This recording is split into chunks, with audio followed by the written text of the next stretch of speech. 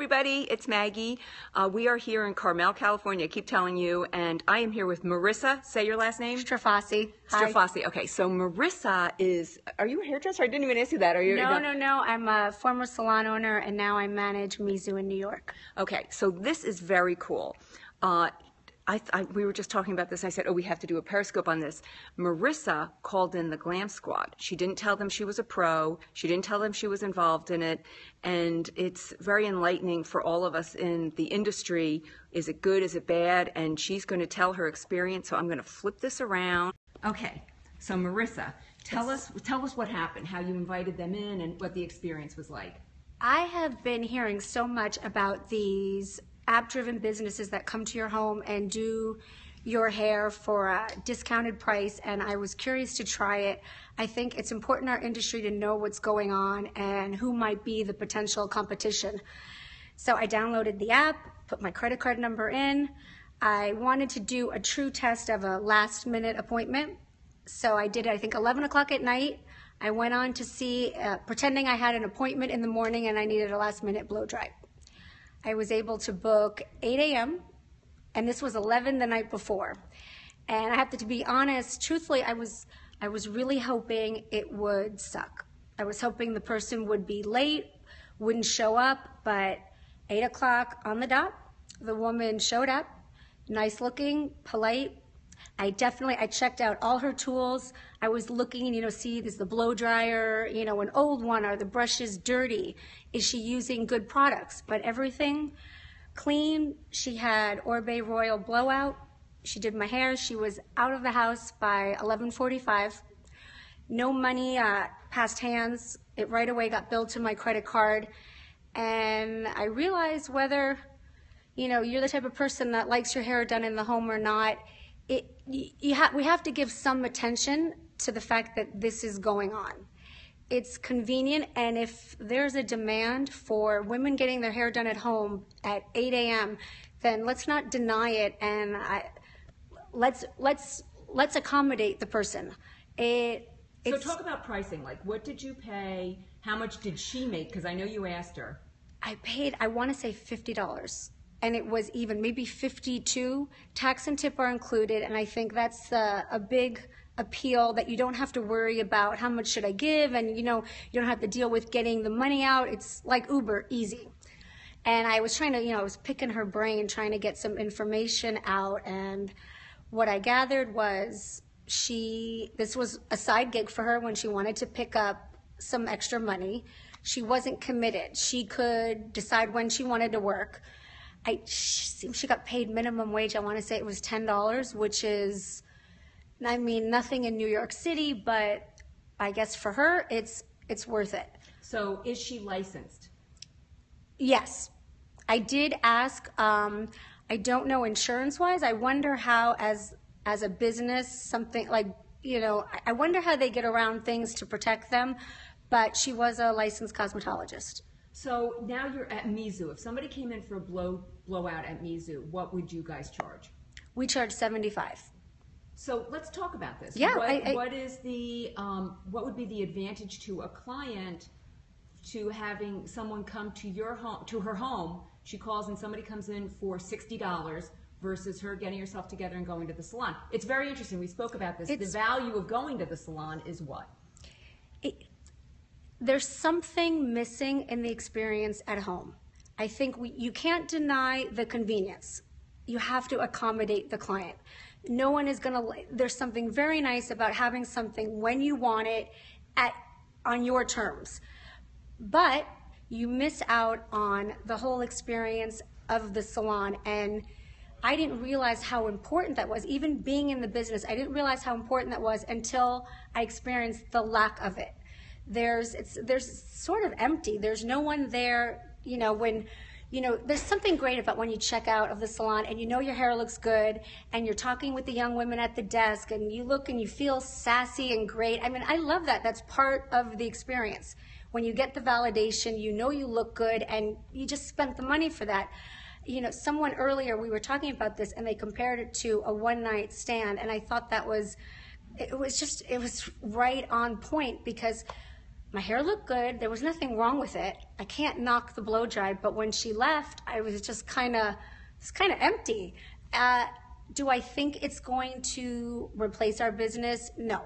But I think that salon owners and stylists would be foolish to ignore that it's going on. And What that you about, have are to. they just doing blowouts? People are asking, do they do color? Do they do cut? What was on their menu?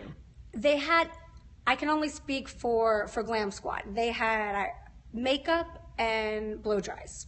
I mean, cutting your hair in the home is very different. I know I would not want that 8 o'clock in the morning hair all over my apartment. But I do know I wanted to research this and learn as much about what's going on in the business. And when I went onto iTunes, you can see there are several stylists that have created their own apps to promote themselves. And they do color and they do cut. I don't know how they're doing, but I do think we see a sort of trend in stylists and colorists wanting to be their own business. You know? Somebody wants a recap here. And what Sure. this is well, you give the recap because they can hear you better. Well, basically, I was sharing about my experience with one of these at-home services, particularly the one Glam Squad.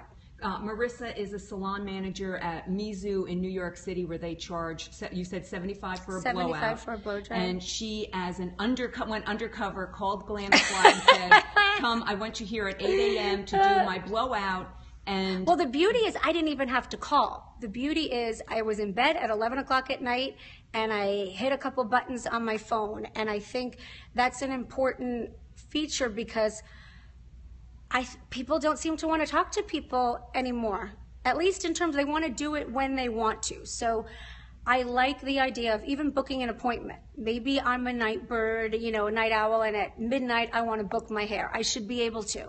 I think if there's a demand for it. Okay. If anybody else has any questions, go ahead and ask her. I mean, it was very interesting that you liked what she did, that she brought Orbe products, and ironically, we're here for an Orbe event. We're at an LBP, what is this called? Just a retreat where 37 hairdressers and salon owners But are we're talking about networking. innovation. We're Innovation. talking about sort of opening our minds to thinking outside the box of how we do business. And I think that's why this is important because it exists. Whether you like it or not, it exists. And I don't want to lose that blow dry business to, a kitchen beautician. I want that business in the salon, or I at least want to send our people out to do the blow dry in their home.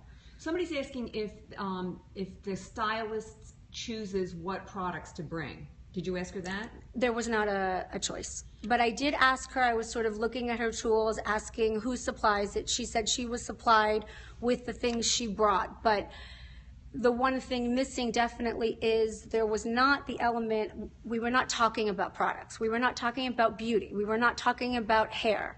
Would I ask her what I thought the best look for me would be? No. We did chat, and she was very personable. She asked me what I did. I lied. But there was conversation. You were undercover. You were an I was undercover. Yeah. You were an undercover cop. Yeah. Well, tell us, as long as we're here, and I only have you, I know, for just another minute or two, today we had very interesting seminars.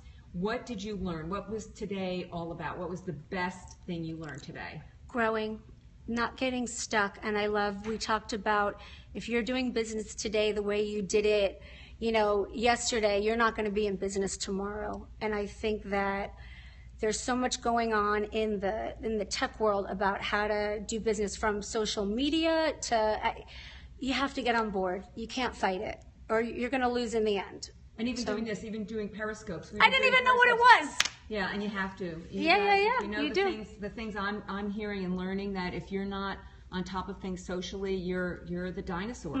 And that's what LBP, that's what they're great about, because they're on top of it. They're one step ahead. Yeah. So here's one question. Did you shampoo your own hair? Yes. I took a shower. My hair was ready. Those were the instructions given to me 8 o'clock, and she showed up at 8 o'clock. I sat at my kitchen table, did my hair, and you left. think she only got paid $10 an hour? So that the balance of that $60 went to the people that own Glam Squad, because that's different from Uber. Uber, the drivers are making 80%. But the interesting thing is, I believe that the goal for Glam Squad, and I could be wrong because I've done the numbers. I'm a number cruncher. They can't make money. Their money, I would imagine, is going to come from advertising on their site, on their app. You can't make money like that. But there's traffic going there. You know, every now and then I kind of do some detective work and I look up, and they've grown in some other cities. So it's worth paying attention to. Okay, and the last question, somebody says she's in cosmetology school and wants to be a mobile stylist. Any suggestions? It's tough. I mean, I don't think it's worth it. I don't think you're going to make any money. I've done the numbers in a 9-to-5 day. The amount of clients you would need to see, and you add in the commute, you can't. The only one who's going to make money is whoever's company it is. And why do you want to be a mule for somebody else? Be behind the chair. Be with a team that's going to look out for you and build you. And I don't know how you're going to grow creatively also if you're not seeing other people's work. That's a huge part of our business, checking out the person, you know, next to you. Oh, look at that haircut they did, and how did you do that? And you miss out on the whole creativity of the business. Thank you so much, Marissa. How do we follow you? What's your Instagram? What's Mizu's Instagram? See, here we go. Oops. Wait. Maybe we'll pretend I didn't say that, you guys. All righty. Thank you so much. That was really good information. Thanks for being the detective. Okay. All right. Bye-bye.